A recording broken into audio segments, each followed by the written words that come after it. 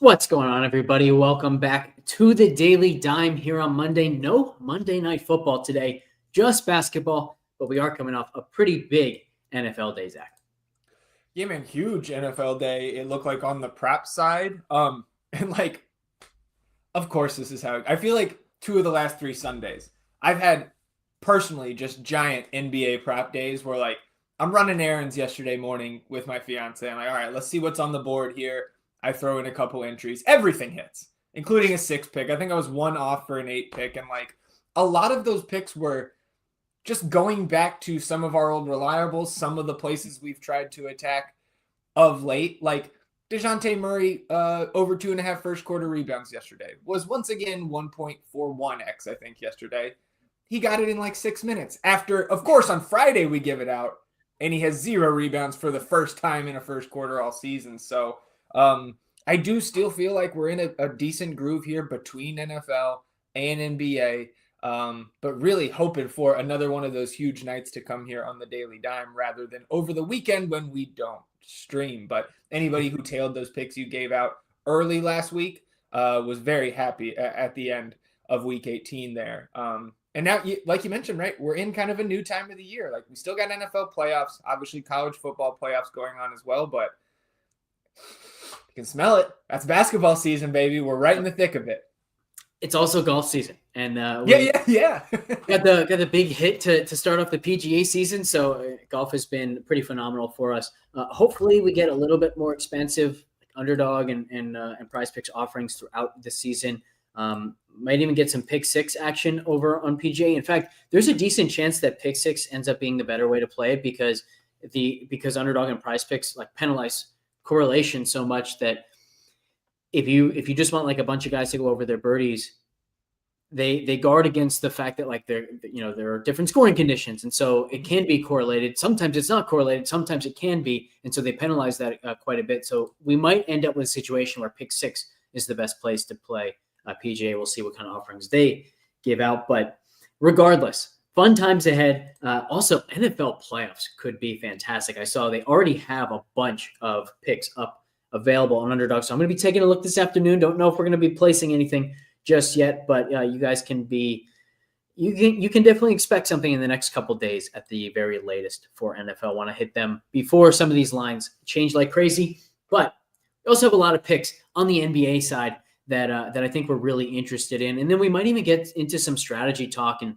kind of talking about the boom bust nature of these pick'em games, how you can maybe decrease that a little bit, and specifically how you guys can tail us in such a way that maybe you are decreasing some of that variance and that boom bust nature just a little bit more. So why don't we jump into today's picks, and hopefully we get some time at the end to go through some of that stuff. And if you guys have questions along the way, if you want specific questions answered, as always, drop those in the live YouTube chat. Shout out to Derek. Good morning to you as well. Might be afternoon at this point, but morning works just as depending well. on where you're at. Exactly.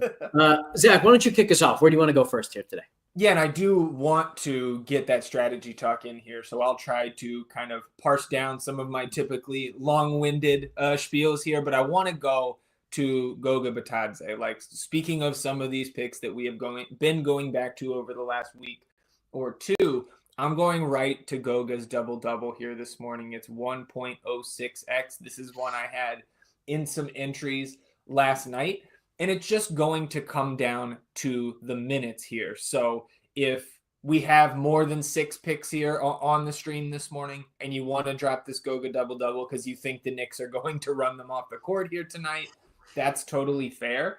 But again, 10 games playing 29.5 or more minutes this season, Goga has a double-double in all 10 of those games. So where it has come up short for us over the last 10 days or so have been in those games where he loses time to blowout.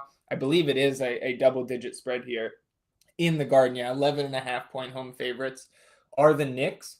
But I use that kind of arbitrary 29.5 minute line to try to hammer home how strong this pick is if the game stays competitive. Mm-hmm. But it's not like Goga can't and hasn't gotten plenty of double-doubles below that 29.5 mark He has 5 specifically below that mark as well. So even if this game is out of hand going into the fourth quarter, I think it is still a decent shot that Goga got 2 or very near that double-double here. So getting above the 1x multiplier, I'm a fan of this pick. It's not quite my favorite on the morning, but it is where I wanted to start because we are a little bit familiar with Goga in this double-double prop. Yeah, we've been not necessarily on the double-double for a month or so, but we've been on the rebounds for like a month now. So this is not a surprise to see. It is interesting that the double-double 1.06x is almost identical to the 1.05x you're getting on 10.5 rebounds. So you do add, you get 1 rebound better, and then he just has to get to the points. I think I prefer the double-double to the 10.5 rebounds, but I do think it's close. Any additional thoughts there? No, I think we can keep it pushing here. And I know you have a couple picks. I think we actually have 3 picks, maybe from Pistons and Blazers. I know you've got a pair of Pistons. And I like running it back with a Blazer on the other side. So I'll toss it to you. Where are we going here with Detroit? Perfect. We're going to go to one of those points and assist pairings. Remember, we hit the Cam Johnson and the D'Angelo Russell one. And not every assist and points pairing is going to be as correlated as that one. Just a reminder to people, there were 5 buckets and 13 of Cam Johnson's points assisted by D'Angelo Russell. That is insane correlation. But I think this one is similarly strong. Cade Cunningham over 9.5 assists, along with Malik Beasley over 17.5 points. And if we bring up the prize picks tool, you can see both of these are a pretty strong lean. We've got Cunningham at the second best rating here. Got him projected at 11.1. And then we also have Beasley projected at 17 or at 19.45 compared to the 17.5 points line. So this one, very, very strong. I think this one's like 58% and the Cunningham one about 67%. Obviously, the correlation is strong. So I really like this pairing here. And I think you mentioned the fact, like, if we can bring this back with someone on Portland too and just create or lean into the entire game environment, I think that's awesome. And just some final notes here. Shooting guards are scoring around 20% more points per game than their average against Portland. And point guards are averaging around 10% more assists than they average against Portland. So both of these really, really good on their own. Both of these excellent when paired together. Yeah, so on the other side of the game, and I like that pairing, but in the interest of time here, so we can't have that strategy talk before we're off to our other responsibilities here today. Denny Abdia on the other side. We've still got Jeremy Grant out here tonight, so Denny should stick in this starting lineup, and he's been in the starting lineup for each of the last 4 games, and of course got extended run against Utah back on the 26th when they were also shorthanded. But he still came off the bench, got 31 minutes in that one. He's over this number in all 5 of those games. We've got him projected, I think, north of, you can see right around 19.5 points there in the prize picks tool in the FTN fantasy model here this morning. So I'm going right back to Denny, certainly not scared of the Pistons defense here, and Denny just taking on such a sizable role here in the first 5, right? Shot attempts 13, 13, 9, 14, and 14. Very efficient, getting to the line. He's got double-digit free throw attempts in 2 of those 5 games. So I'm going to go right with the model here. I think Denny is very strong on the other side of this game. You get a little bit of correlation there if this one stays close, and it is Pistons by 6.5 here. So, right, it's not a razor thin spread in Vegas, but still indicating a competitive game throughout here. If this is single digits in the fourth quarter, you're getting full run out of Denny. And for the usage he's taking on in this new minutes role, the starting role, I like it. So does the model. So 3 picks here from this game that tips off right at 7 Eastern tonight. I may have missed it. You like the points, rebounds, and assists? Points, rebounds. What's your go-to here? It's just the points for me on the 16.5. I don't hate the PRA there, right? He's got double doubles in each of his last 2. I guess you could take it a step further, right? Is not a step further, but 19 and 10, 19 and 14, 4 assists in each of those games. But I just think the scoring is going to be there. That's where my eyes went first. And then you open up the prize picks tool after the updated minutes run this morning, and Denny's on that front page. So I'm just going to stick with the points. Yeah, I don't know which one I prefer. I think the points is probably the best, but I'm also definitely interested in potentially seeing where fantasy points come out. But regardless, I think my first three pick play is just going to be this game stack here: Cade, Beasley, and Denny. Yeah, and I think that makes some sense to me as well. I do see at the bottom right, I mentioned that 19 and 10, 19 and 14 each of the last two games. We've got him projected for like 7.9 rebounds right now. So the double-double is over a 2x there for Denny. I don't think that's crazy. I do not like it as much as this next pick, Jeremy Sohan double-double. And so like I want to talk two Sohan picks here. Hey Zach, real quick. Yeah, go ahead. We have a question from Texas Ways here. Are these good picks for DraftKings Sportsbook, or where do I find that? A couple things here. Number one, usually these are going to be good in both places, but every now and then you always have to check the odds, and especially when we are trying to correlate here. Like if you take a look, I'll bring this up. Let me remove Goga for a second. Yep. We are getting 6x payout right here. So this was the equivalent of a plus 500 bet on DraftKings, because over on DraftKings, you also get the wager back if you win. So 6x on underdog is the equivalent of plus 500 on DraftKings.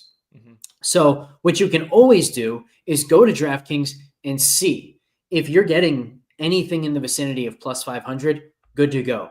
If they're penalizing the correlation more than underdog is, again, no correlation penalty being given by underdog. So if you go over to DraftKings and you're getting plus 400 or plus 380 or something like that, now you don't want to do it. And sometimes that's going to be correlation dependent, and other times it's going to be about the odds for these, right? So like when this is 1.0, it's kind of implying that it's going to be something like minus 110 on the sports book, maybe minus 120 since it's a prop. But you might go over there and you might see minus 145 for one of these on the sports book, and underdog is just kind of lagging behind before they make it like a 0.91x, like you can see here on Denny's assist. So you have to go and just check the odds. But then the other thing you can do is just go to FTN Fantasy, go to the betting drop down, NBA, and the props tool, and you get the exact same sort of thing there. You get every edge for every prop that you can bet, and then you can just check these, see if there's still an edge on DraftKings Sportsbook, like there's one here on Underdog. So great question, and I think like Prop God is the master at doing this, by the way, where that's true. He starts on the sports books and then also applies it to Underdog, but you can do it in both directions. Texas saying he loves the FTN prop tool. Sounds like you're already good to go in that department. So great to have you here on the show, and I hope to see you more in this chat, my friend. Yeah, absolutely. And I think just also, making sure everybody tuning in might be your first time tuning into the Daily Dime. You can jump over while we're live over to the YouTube. You subscribe to the channel first, right? You can hit the like button if you like what you've been hearing or you've been tuned in day after day here, but you can always jump into that live chat. And we want to talk about props that you guys have your eye on. We want to talk those strategy questions, or if you're trying to utilize this information and the FTN projections over a number of different sites. So always encouraging all of the listeners to chime in there. So we're talking Sohan here, right? And I'm trying to pull up let me get because I know these two teams played already, and I want to see some defensive matchups. Okay, so Jeremy Sohan double-double. I think the PRA at 22.5 is a smash over. I don't think we're going to see Sohan lose minutes against the Bulls here tonight. Spurs are 3-point road favorites. Slate high 236.5 implied total. Simply put, Jeremy Sohan is averaging more than this 22 PRA on the season. He had some back issues last week, returned last game against Denver, and then lost some time. Given the matchup there, he cannot guard Nikola Jokic, and they don't really have that dominant guard right now for him to be out there in crunch time guarding the primary ball handler. So he was not out there in crunch time on Saturday night, but I expect him to be here. And I think the double-double at 2.05x is just good value here tonight. Of the 17 games that he has played this season, actually 16 games that he has not been injured and left early and not come off the bench with a minutes restriction, he has double-doubles in 6 of those 16 games here this season. I just think that 2.05x number is good value on a guy we have projected to score 14.5 points and grab 9 rebounds. With the pace of this game, with how much not only the Bulls, but both of these teams, to be fair, the Spurs can go very cold at times from the field still. Not in their infancy stage yet, but, still coming along.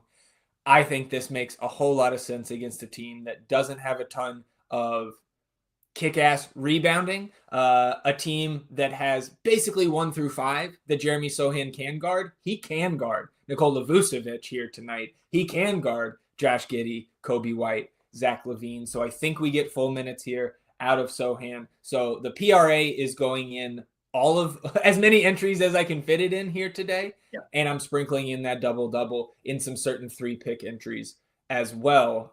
What are your thoughts here on Sohan? Because I think we're probably in agreement on the 22.5 PRA, but double-double, it's a little bit more of a risk to throw in there. Yeah, I think it's impossible to overstate how good of a matchup this is for Sohan. First of all, you mentioned all of the kind of like defensive rotation type stuff that should keep him on the floor. But then Chicago allowing the 3rd most opponent rebounds per game. That's great. The kicker, though, is they are dead last by a mile in opponent points in the paint allowed per game. And why is that so important? Sohan averages 13.5 points, 9.4 points in the paint per game. So you take this matchup, I think he's getting to double-digit points in the paint, let alone what he does outside of the paint. He's right next to Jimmy Butler, Kevin Durant, Victor Wembanyama, Joel Embiid, ahead of Jason Tatum, Kyle Kuzma, Julius Randle, Pascal Siakam in points in the paint per game.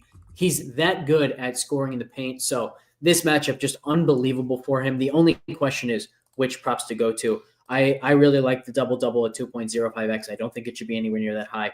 But then I also think the 20.5 points plus rebounds is spectacular, and the 12.5 points is really good. I don't know which ones I'm going to use, but I think I'll probably do a mix of the points plus rebounds and the double-double. Yeah, again, I think just like almost the entire Sohan menu here on Underdog is pretty appetizing here tonight in this matchup against the Bulls. And I was able to get the information I wanted from that first matchup, backing up exactly what I thought. Jeremy Sohan is going to stay on the court tonight because he can guard anybody on this Bulls team. In that first matchup in San Antonio about a month ago to the day, spent the most amount of time guarding Zach LaVine, which makes sense. But number 2, Nikola Vucevic, over 2 minutes guarding Vooch, over 2 minutes guarding Giddey, and Ayo Dosunmu will be out tonight, but he also spent 2 minutes guarding Ayo Dosunmu. So Jeremy Sohan, I would say that for me, the 22.5 PRA prop is my favorite, but you looking at just points and rebounds, again, very strong. I think the points is also very strong because when he can be out there guarding other teams 1, guarding other teams 5, playing the 5 on offense with Wemby out on the perimeter, and the points in the paint stats you mentioned from this Bulls team, it all looks great. But I'm going to plant my flag on the PRA, and it sounds like both you and I will take some shots on the double-double as well. Yeah, a reminder about that game. I think he finished with 14 and 16, and he had 3 in the first half because he was like 1 of 8 from the floor or something like that, and still got there in the 3rd quarter. So this matchup for him is absolutely just fantastic. And yeah, I'm going to like all this. So I think we've got some really strong bases. Definitely have 4 that I love. I'm not quite as high on the go double-double as you, but I think I would be comfortable using it to create a 6-pick play. So do you have any final ones that we can turn this into a 6-pick for? Yeah, I've got one here, and I had this in some entries last night with this Sohan, with this Goga. It's Jaden Hardy, and his points prop right now is set at 10.5. Mavericks, of course, still shorthanded. No Luka, no Kyrie here tonight. They are on the front end of the back-to-back. I believe hosting the Lakers tomorrow, so Kyrie wants to go against his old buddy tomorrow, sitting out with the illness here tonight. We'll see about that. But for our purposes here tonight, the Mavericks are only 5-point road dogs here to a shorthanded Grizzlies team, right? No Ja, Desmond Bane, doubtful. Jaden Hardy started the second half last time after beginning off the bench against the Cavs. Now, I think some of that was, right, the Cavs were handling their business, but who did Coach Kidd turn to get a spark to start that second half? It was Jaden Hardy getting in there for Spencer Dinwiddie. So I do think we see Hardy come off the bench once again here, but I think the minutes will be solid enough where this is a very strong pick. He was pacing for right about 20 minutes after that first half, played about 10. So I think it's fair to say 20, 22 minutes here tonight for Jaden Hardy is a decent projection. Over the last 2 seasons, he has played 22 or more minutes 17 times. He's over this number in 11 of those 17. We haven't projected for more than 11 and a half points here tonight in the FTN fantasy model. And of those, like 6 misses, right? The shots are not the worry when Jaden Hardy plays 20 plus minutes. Like some of those, like 9 points on 4 of 14 shooting, 8 points on 3 of 17 shooting in 24 minutes, right? It's going up when Jaden Hardy's on the floor. They're extremely shorthanded tonight. We saw Brandon Williams take a little bit more of a back seat compared to Hardy. Like now that he's entered the fray up from the G League on that 2-way deal, like I had a little bit of hesitation on Hardy last game. From what we saw and this line here tonight with the Mavs, rather just 5-point dogs against Memphis. Like I like this Hardy prop. I think they're going to need him as a scorer off the bench to keep this one close. Yeah, I like this. I think if we don't get any stocks props that we like, I'm going to play Hardy and Goga. If we get a couple stocks props that we really like, those are the first 2 that I would take out to turn it into a 6-pick play. And then really don't know what 3-pick plays I'm going to play as of yet. Really wish we had some stocks. Surprising that we don't. They've usually been good about giving us stocks by this time. Maybe usually by when we start at the new time, yeah. Much less at the end here, nearing 1 p.m. Eastern. I think they're afraid of us with these stocks props. Yeah, it has been going well. No fantasy points, of course, yet here either. But so I do have the 3 that I gave before outside of Denny. So I had 3 pick entries last night with the Goga double-double, Sohan PRA, and Hardy points. Then I also did a 3-pick with the Sohan double-double. I have done that with the 6-pick plays here now. I've entered all 6 that we have, and I did it again with the Sohan double-double to double our payout there. So those are the entries I have so far this morning. But I'm also, as we're closing things out here, talking some strategy, talking some DFS, I'm going to get that 3-pick game stack in as well. And then, of course, when the stocks populate here this afternoon, when the fantasy points populate, we will take a spin through that board here on Underdog and post anything else we have in the Pick'em Games channel of the FTN Fantasy Discord. This is a perfect segue into some of the strategy talk that we want to do, kind of how to decrease the boom bust nature of these pick'em games, which also then kind of tails into how to tail us. And I think this is kind of the same conversation, but what I want to bring up here is you just mentioned like you're doing a bunch of stuff where you're using same picks multiple times and changing 1 or 2 things. And if you're doing that sort of thing, you have to understand that what you're setting yourself up for are these like massive nights and then lose, massive night, lose. And you're not really having like, oh, only one of my 6 picks is going to hit tonight. Where maybe what you would do if you want to decrease the boom bust nature of it is you have one play that is Goga, Sohan, and Hardy. And then the next play, you're not using those 3 guys again. The next one is this game stack of Cunningham, Beasley, and Denny. And then you can maybe combine them for a lower amount. But the idea is that you're getting less and less overlap from one play to the next. I'll bring up some of the results that I had from yesterday. And you can see this same sort of thing. So I had a lot of these hits because I had so much overlap. Douglas, Taylor, McLaughlin, then Douglas, McLaughlin again, and Taylor, McLaughlin again. Like I'm doing a round robin of just 4. So everything is the same. But if you looked at all of the picks that I had for the week and you just tailed a few, like you could have had Fryermuth, McLaughlin, Algier. And then instead of doing McLaughlin or Algier again, maybe you then just go with the Douglas, Taylor, and Brian Thomas Jr. plays. So like there are ways to tail us by hand picking whatever has the least amount of overlap. And that's going to decrease the amount of boom bust. It means that when we have those huge days, like yesterday was a 40 unit day, you're not going to win 40 units. You're going to win 10 or 15. But when we have a week where we lose 20 units in just 1 week, you're only going to lose 5 to 10. So if you do want to decrease the amount of boom bust, decrease the nature of the boom bust kind of just way of life here of these pick'em games, you can do it by tailing us in specific ways. But the last thing I'll say there, and I'm sure you'll echo this sentiment as well, Zach, is understand that this game is so much about bankroll management. Like, Yeah. I'm so okay with losing 20 units in a week or something because I'm not going to feel that. My unit size is hand selected such that I could lose 100 units in the next 2 months and I'd be just fine, right? So it make sure that you're picking a unit size if you want the boom bust nature of it and you want those huge days, those 100-unit days like we had a couple weeks ago, and I think like you had on Christmas with NBA. If you want that kind of upside, you have to be choosing a unit size where you can actually handle that. And if you're doing those things, then you end up just really enjoying this game because in the long run, we've proven you're going to win and win big with us.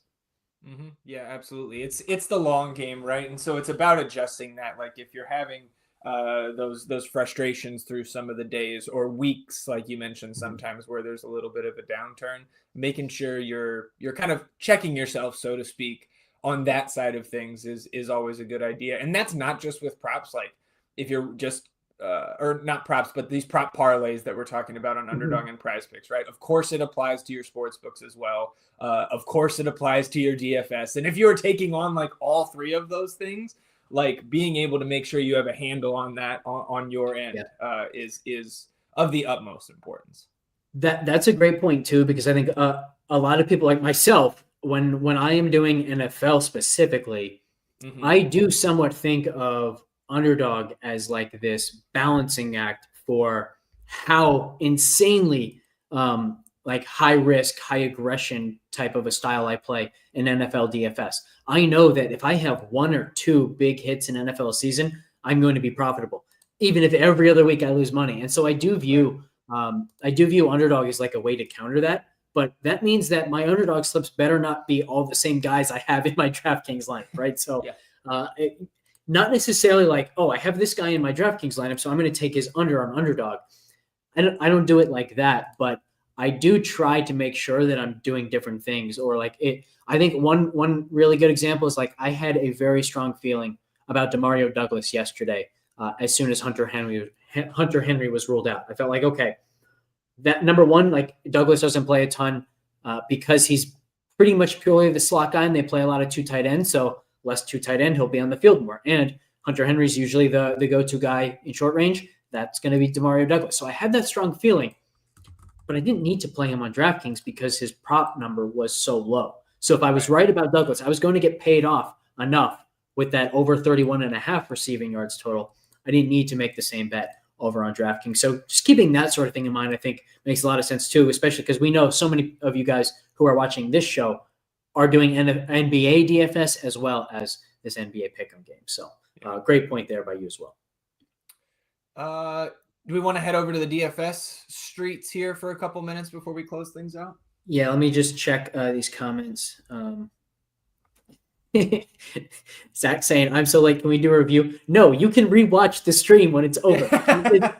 That's the whole point in these streams. So you will be able to watch the whole thing. If you're talking about a review of just the picks, we can do that real quick here. Yeah. So the 6 we have the Cunningham and Beasley pairing. Cunningham over assists, Beasley over on points. Denny Avdia over on either points or points plus rebounds or points plus rebounds plus assists. Goga double-double. Sohan, same thing as Avdia. You can go points. You can go points, rebounds, and assists. You can go points plus rebounds. You can go double-double for over 2x. I did notice, too, with Sohan, Zach, you can ladder the PRA. You can't ladder just the points plus rebounds. So it might be a reason to go PRA if you want that route as well. And then closing it out with Jaden Hardy over 10.5 points. We don't have stocks props yet, but once we do, we might add some of those. And as always, once we have these picks finalized ourselves, we will put our exact plays in the Pick'em channel of Discord. All right, let's move on and let's take a look at the GPP scores and the DFS slate as a whole for tonight. Where do you want to start? I'm waiting to look at these, so let's see. Let's sort. Okay, GPP score. So I do want to note for those subscribers who are looking at this page, we did get Luke Kennard upgraded from doubtful to questionable, which does change how rosy the outlook is for somebody like Scottie Pippen Jr. So with Desmond Bain doubtful, Pip is absolutely in play regardless of Kennard's status, but it does make it a little bit more shaky considering the minutes. We have not seen the ceiling, a similar ceiling for Pippen of late, and Kennard is the guy who has been closing over him, but with Bane's absence, it's just something we'll have to look at a little bit more. And we had a conversation actually in the NBA DFS channel. I think it was yesterday after lock of the slate, may have been Saturday, but talking exactly about why that minute ceiling has come off Pippen. And you see Wemby there, second in the GPP scores, 22% at 11-1 against the Bulls. Yeah, I'll be over that number if it stays anywhere around there. You've also got Giannis against Toronto, so there are multiple ways to spend up here tonight.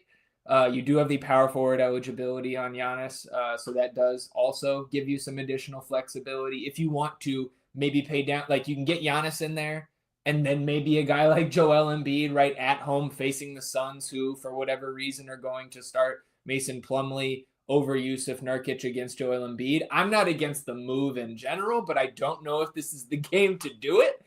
So Embiid still at sub 10K, I think looks a little bit interesting to me as well. GPP score slightly negative on him though, and don't get it twisted. I prefer Wemby to Giannis or to Embiid straight up, but there are different ways that you can, or rather ways you can get different at the top here tonight. It's not like one of these slates where we really just have, like a Jokic at 12K and a 10-5 Cade Cunningham, and like that's all we get. It's not so tonight. And a big reason is why number 3 there in the GPP scores. Cole Anthony, 40% owned, still number 3 in the tournament scores at 4,900. Anthony Black was active yesterday, DNP'd. We'll see if he's going to go today, but I think regardless of that, Cole Anthony, again, double-digit dogs here in the Garden tonight, but he's just too cheap for the role you expect him to play. We have Anthony Black projected in, so this is how he looks with Black in.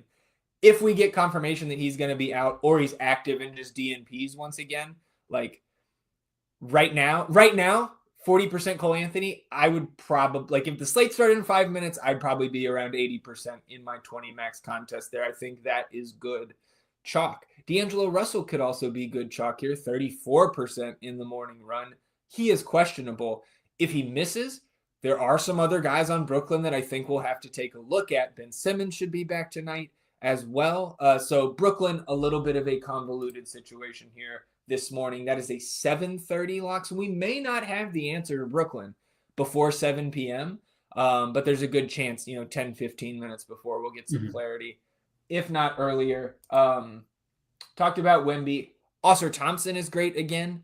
If he goes, now he's questionable. He got the start last time, went off. Him and Cade Cunningham together was the pairing you wanted on the DFS side of things. We talked about Kennard now being upgraded. Anything else that I have here? Oh, Emmanuel Quickley. And really on both sides, that can kind of get us into the FanDuel side of things. Like, I think Emmanuel Quickley looks amazing at 6,700 over there on FanDuel. Like, we could get RJ Barrett back. He is listed questionable, but it's not the first time he's been listed questionable with this illness and then ultimately sat out.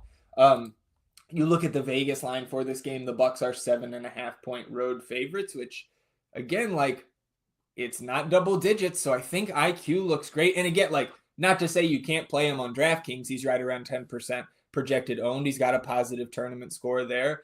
I like him there too, but 6,700 point and shooting guard eligible on FanDuel. He was one of the first guys that I clicked in there. He's just too cheap in a game with a 230 and a single digit spread, 230 total rather, single digit spread. Malik Beasley, even off the bench over here, right around 5K. I want to say 5'2", 5'3". Beasley, 5'3", guard and forward eligible. I do expect him to continue coming off the bench here. There is a chance he could start for Ausar if Ausar Thompson is forced to miss. We also know that Bickerstaff is totally fine throwing a Wendell Moore or somebody in there just as a spot starter. You should still expect 30-plus minutes out of Beasley off the bench here. He's gone over 30 in each of the last 2 games while they've been shorthanded, and he has been off the bench. So I like Malik Beasley here. And again, getting some of the crossover between the guys we like in the prop market and the guys we like on some of these DFS sites. I do think Jaren Jackson Jr., right, as favorites at home against Dallas at 8,800 still on FanDuel. He makes some sense. 60 FanDuel point upside on the right night. And with Desmond Bain out, the usage going to coalesce even further around Jaren Jackson Jr. So I like him on both sides. I think he looks a little bit better over there on FanDuel. And you can see the field thinks so as well. It was that 48% projected ownership tops on FanDuel. So it's certainly not a hot take. I'm not being sneaky, liking Jaren Jackson in my placeholder, and we see the field very much on it. Trying to think other things credit to FanDuel. If we're going to knock off the late game tonight, and I think with the schedule, we have one 10 p.m. game, the rest of the slate, the other 8 games locked by 8 p.m. Eastern. FanDuel, cut off the last game. Shout out. We have uniformity between the sites, and if we can't get all the games on these slates, I prefer the uniformity. So shout out FanDuel. They get a little cookie today. Good for them. That's like the first good decision they've made. Yeah. The only thing that I want to add to this and point out is I mentioned last time, like our smash percentage that we have here on the ownership and GPP scores page is based on something that I input every single day, every single time we rerun the GPP scores and the ownership projections.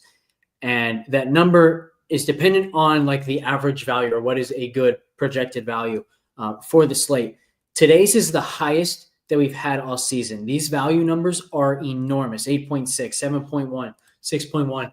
And I only point to this to say, number one, like it means the pricing is pretty loose. You're probably going to like any lineup that you build today. We're just when looking at it thinking, oh, this lineup should really crush tonight. But it also means that when you get contrarian, you have to get contrarian in a way where it's not just like, can this guy pay off his price tag? It's can he beat the other really good value? So a bit of a tough slate ahead, I think, even though you're going to like whatever you build. Yeah, no, I agree with you. I'm excited for this slate. Obviously, we have a number of news items that we're waiting on to give us further clarification, to narrow down our player pools here tonight, but it should be another fun night of NBA basketball, and it better be on the first Monday without NFL football in many months. So it's basketball's time to shine. I think we'll get some good games here tonight. Yep, agreed. All right, guys, appreciate everybody tuning in. We will catch you next time. This Zed saying this is great insight. Thanks. Zed is Zach. So yeah. I don't know how this happened here, but you're just throwing us curveballs today, Zach. Good stuff. We will be back tomorrow, same time, 12:30 Eastern. Thanks once again for tuning in. And as always, like if you guys want more of this strategy stuff that we kind of talked through, just drop that in the comments. You can also just let us know in Discord over at FTN, anything that you want to see added or taken away from the shows, whatever you guys want. Thanks again. We'll catch you next time.